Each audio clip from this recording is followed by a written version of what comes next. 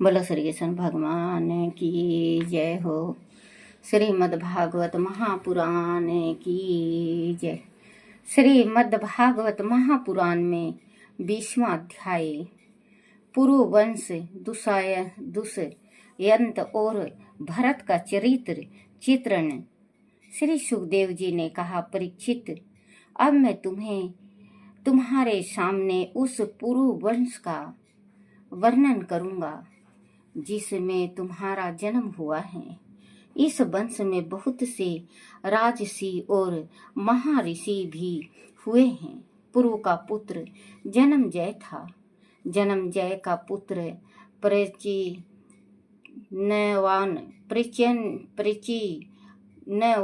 उसका पुत्र परवीन, उसका पुत्र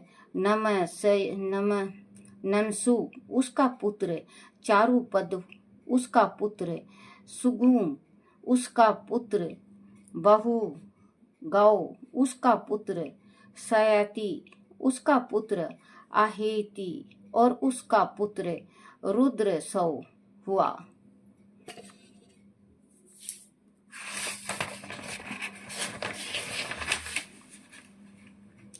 परीक्षित, रुद्रसौ ने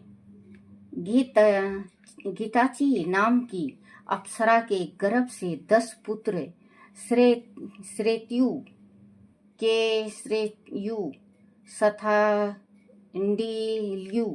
केतयु, जलयु, संतयु, धर्मयु, सत्ययु, व्रतयु और बनेयु हुए। उन पुत्रों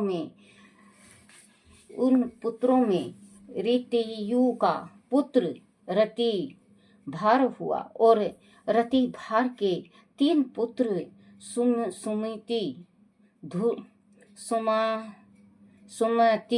ध्रुवा और अपरतिरथ हुए। अपरतिरथ के पुत्र का नाम कड़ौ था। कड़ौ का पुत्र मेधा तिथि हुआ। उसके पुत्र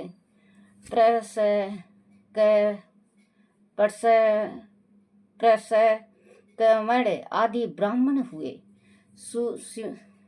सुमित का पुत्र सेरभ हुआ और उसका पुत्र दुष्यंत हुआ। सॉरी बच्चों, उसका पुत्र दुष्यंत हुआ। दुष्यंत और दुष्यंत और शकुंतला की कथा। परीक्षित, एक बार राजा दुष्यंत शिकार खेलने वन में गए हुए थे। शिकार के समय वह सैनिक से बिछड़कर कड़ौ ऋषि के आश्रम पर जा पहुंचे। वहां आश्रम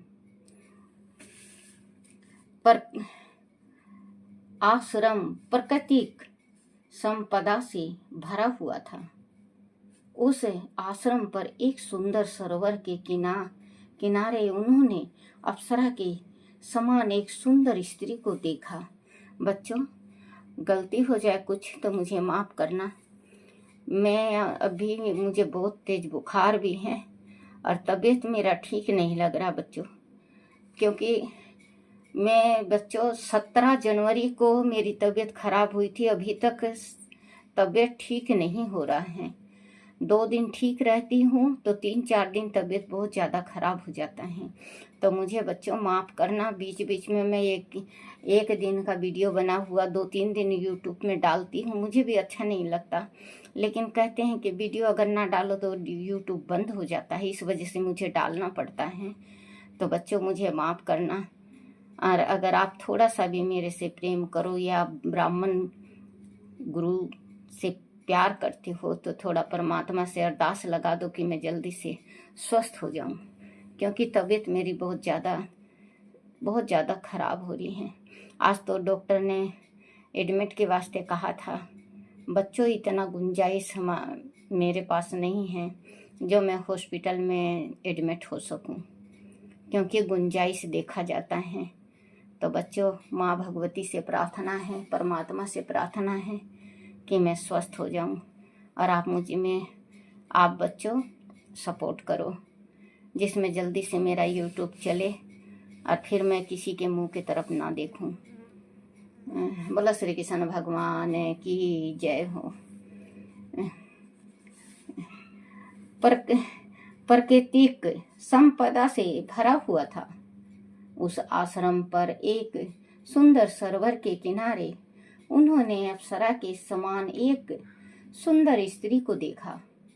उसे देखकर दुष्यंत उसके रूप पर मोहित हो गया। उन्होंने उससे पूछा, कमल दल के समान सुंदर नैन वाली देवी तुम कौन हो? तुम किसकी पुत्री हो? मेरे हृदय में प्रेम के अंकुर प्रस्फुटित करने वाली तुम इस निर्जन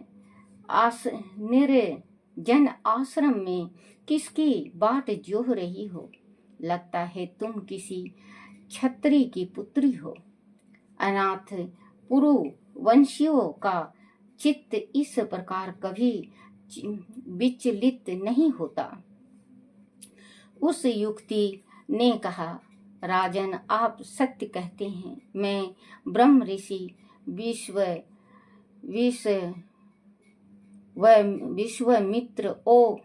विश्वामित्र और मेनका अप्सरा की पुत्री शकुंतला हूँ। मेनका मुझे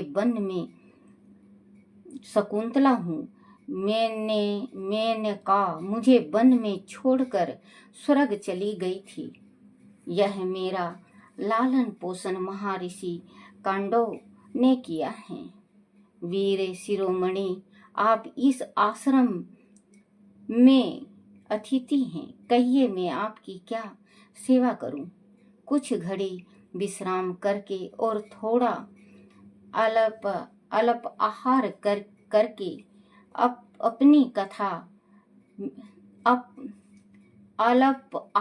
करके अपनी थकान मिटा लीजिए। दुष्यंत ने कहा, सुंदरी तुम कुशिक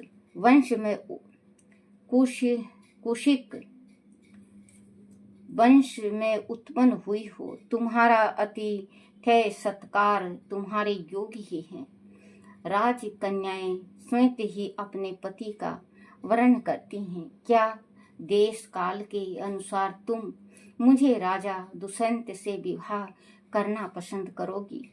परीक्षित, शकुंतला की स्वीकृति मिल जाने पर राजा दुष्यंत ने शकुंतला से गंधर्व विवाह कर लिया। उसी समय वह महर्षि कांडव आ गए। राजा के साथ शकुंतला के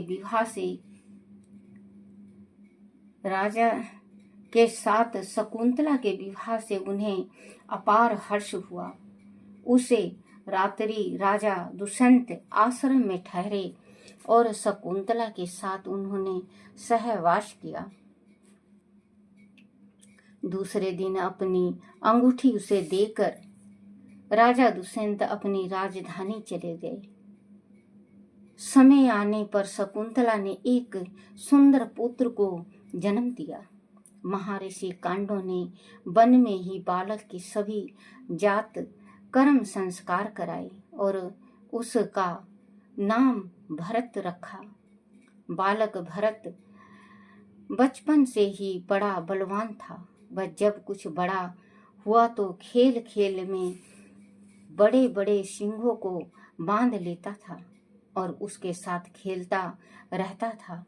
वह बालक साक्षात भगवान का अंश अवतार प्रतीत होता था।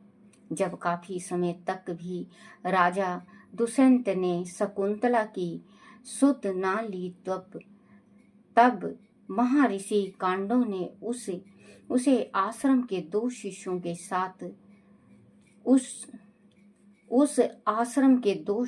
के साथ राजधानी भेजा। मार्ग में एक नदी से जल ग्रहण करते समय शकुंतला के हाथ से अंगूठी पानी में गिर गई। शकुंतला को इसका पता ही नहीं चला।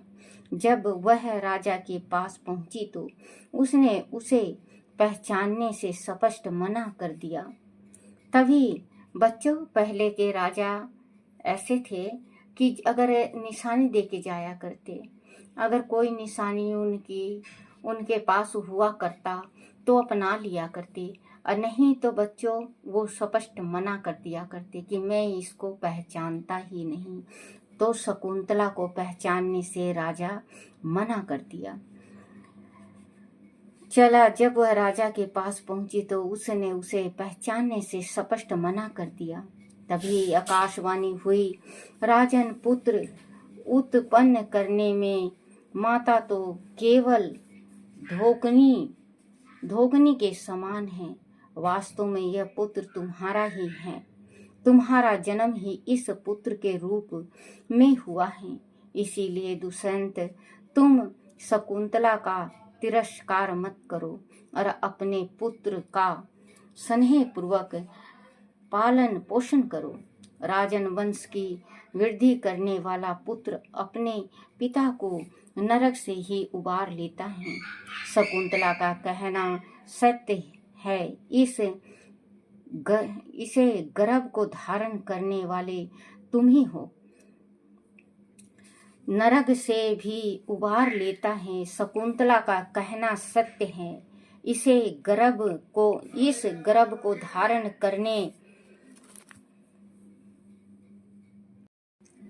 कराने वाले तुम ही हो। राजा दुष्यंत को शकुंतला का स्मरण हो आया। उसने बड़े प्रेम से राजमहल में उसका स्वागत किया और उपहार आदि देकर ब्रह्मचारियों को विदा किया। परीक्षित, राजा दुष्यंत की मृत्यु हो जाने के उपरांत वह परम यशस्वी बालक भरत चक्रवर्ती सम्राट हुआ। आज भी उसकी महिमा का गान पृथ्वी पर किया जाता है। उसके दाहिने हाथ में चक्र का चिन्ह था और पैरों में कमल कोश का। वह बड़ा शक्तिशाली राजा था। भरत ने दीर्घतमा मुनि को पुरोहित बनाकर गंगा सागर से गंगोत्री तक गंगा तट पर 55 पवित्र अश्वमेध यज्ञ किए थे। इसी प्रकार बच्चों देखो, पुरोहित जो होता है, पुरोहित आजकल का नहीं होता। जैसे कि 2-4 दिन आपने अमावस जिमा दिया या आठम जिमा दिया या 14 जिमा दिया या पूर्णमासी जिमा दिया, एकादशी को पंडित को दे दिया, द्वादशी को दे दिया, सीधा दे दिया, वो पुरोहित नहीं होता। जो कुल का पुरोहित होता है बहुत मशक्कत से बनता है पुरोहित, और अपने पुरोहित का बने हुए को कभी छोड़ना नहीं चाहिए, निरादर नहीं करना चाहिए। अगर अपने पुरोहित के ऊपर मुसीबत पड़ जाए तो उसका सहारा बनो। पुरोहित का अगर कुछ दुख हो जाए, आप सहारा बनो। आप उसके पैसे से, दौलत से, धन से, हर एक चीज से साथ दो। पुरोहित का कभी निरादर नहीं करना चाहिए। अगर नहीं है आपके पास और आपका अपना पुरोहित आ गया है, अगर आप ठंडा पानी 1 गिलास भी पिला दोगे तो बच्चों, ये मैं गारंटी से लिख के दे सकती हूँ कि आप 1 साल में अमीर बन जाओगे बच्चों। लेकिन आजकल पुरोहितनी का कोई पूछ नहीं करता, तो उनके देवता जो होते हैं वो रुष्ट हो जाते हैं। देवता पीतर को कहते हैं, उनका पीतर रुष्ट हो जाते हैं। और जिस घर में पीतर रुष्ट हो जाते हैं, फिर उस घर का पानी माँ भगवती नहीं लेती, क्योंकि पीतर राजी तो सब राजी, पीतर नाराजी तो सब नाराजी। क्योंकि पीतर को आप मनाओ, पुरोहित को मनाओ। पीतर जब ही मानेगा जब आपका पीतर रुष्ट हो गया है, पुरोहित रुष्ट हो गया है तो पीतर रुष्ट हो गया है। आप ध्यान से सुनना बच्चों, मैं मनगढ़ंत कभी बात नहीं कहती। कहने वाले मेरे कमेंट में डाल देते हैं कि किस चीज का दुकान है, तो बच्चों मैं जो पढ़ती हूँ वही आप तक लाती हूँ। देखना पुरोहित का बताएगा, ये आप सुनना ध्यान से। उसके दाहिने हाथ में चक्र का चिन्ह था और पैरों में कमल कोश का। वह बड़ा शक्तिशाली राजा था। भरत ने दीर्घता मुनि को जो पुरोहित बनाया था, दीर्घत माँ मुनि को पुरोहित बनाकर गंगा सागर, सुनना, पुरोहित बनाकर गंगा सागर से गंगोत्री तक गंगा तट पर 55 पवित्र अश्वमेघ यज्ञ किए थे। जब पुरोहित बने थे उनके यज्ञ किए थे। जैसे हम पुरोहित हैं मित्तल गोती के बच्चों, मित्तल गोती के हम पुरोहित हैं, तो जब बड़े बुजुर्ग बताते हैं, अभी तो बहुत पीढ़ी हो चुका है, कईयन पीढ़ी, कम से कम 30-40 पीढ़ी चली गई हैं। तो जब हमारे जो बुजुर्ग हैं वो बताया करते कि हमें गंगा जी में ले गए थे, नहलाए धुलाए, हमारे जो धोती था पुरोहितनी का वो अपने खवे में डाले, और फिर इसके बाद हमें जैसे हरिद्वार का, काशी जी का चारों धाम कराए हैं। फिर घर आए हैं, घर आने के बाद हमारा पैर धोए, पैर धोने के बाद सारे चरनाई मृत लिए हैं। फिर इसके बाद घर में छीटे हैं। फिर पूरा गांव का निमंत्रण था, पूरे गांव को निमंत्रण खिलाया गया। फिर पुरोहित बने हम, जो हम आज पुरोहित हैं। तो कहते हैं बच्चों, आजकल कोई किसी का दुख सुख की साथी नहीं है, तो किसी से दुख कहना नहीं चाहिए। थोड़ा मेरा मन कभी कभी भर जाता है, कोई साथ नहीं दिखता तो मैं बता देती हूँ, लेकिन किसी को दुख अपना बताना नहीं चाहिए बच्चों। अगर आपको दुख है तो आप माता भगवती से प्रार्थना करो, माता खुद माँ भगवती साथ देंगी, कान्हा जी साथ देंगे। अश्वमेघ यज्ञ किए थे। इसी प्रकार यमुनोत्री से प्रयाग तक, देखो यमुनोत्री से प्रयाग तक यमुना तट पर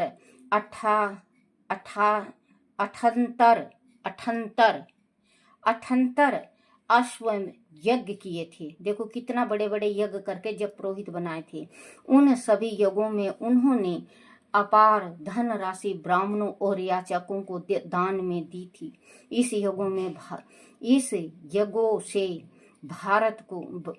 यज्ञ से भरत को असीम यश मिला था, और ये आत्म सत्कार करके उन्होंने भगवान श्री हरि के परम पद को भी प्राप्त कर लिया था।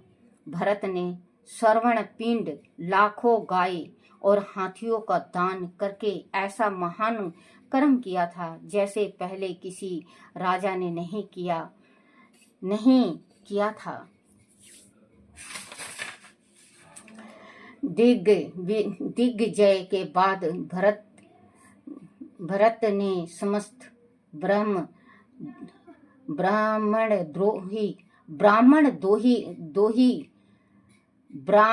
द्रोही जातियों को नष्ट कर डाला था। जो ब्राह्मण से ईर्ष्या करते थे उनको खत्म कर दिया था सारा। भरत ने उनको मार डाला था, जो ब्राह्मणों से ईर्ष्या करा करते, जला करते, डाला था। ब्राह्मण द्रोही जातियों को नष्ट कर डाला।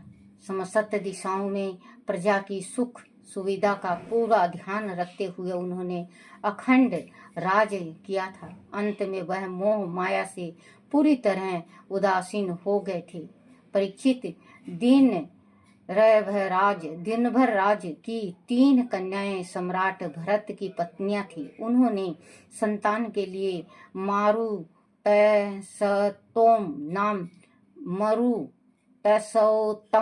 नाम का यज्ञ किया था। उससे प्रसन्न होकर मारुत गणों ने भरत को भारद्वाज नामक पुत्र दिया। भारद्वाज पुत्र दिया। वह भरत का दंतक पुत्र था। राजन, इस पुत्र के विषय में ऐसा कथन प्रचलित है कि वह पुत्र देवताओं के गुरु बृहस्पति और उसके भाई की पत्नी ममता के सरंग से उत्पन्न हुआ था। उस पुत्र को अन्न से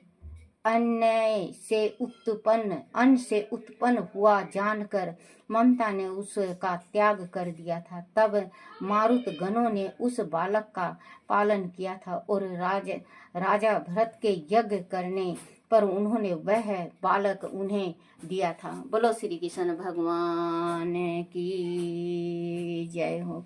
श्री कृष्ण गोविंद हरे मुरारी हे नाथ नारायण वासुदेवाय हे नाथ नारायण वासुदेवाय हे नाथ नारायण वासुदेवाय। बोलो श्री कृष्ण भगवान की जय हो। अपने अपने माता पिता की जय हो। अपने अपने गुरुदेव महाराज की जय हो। छोटे से लड्डू गोपाल की जय हो। श्रीमद् भागवत महापुराण की जय।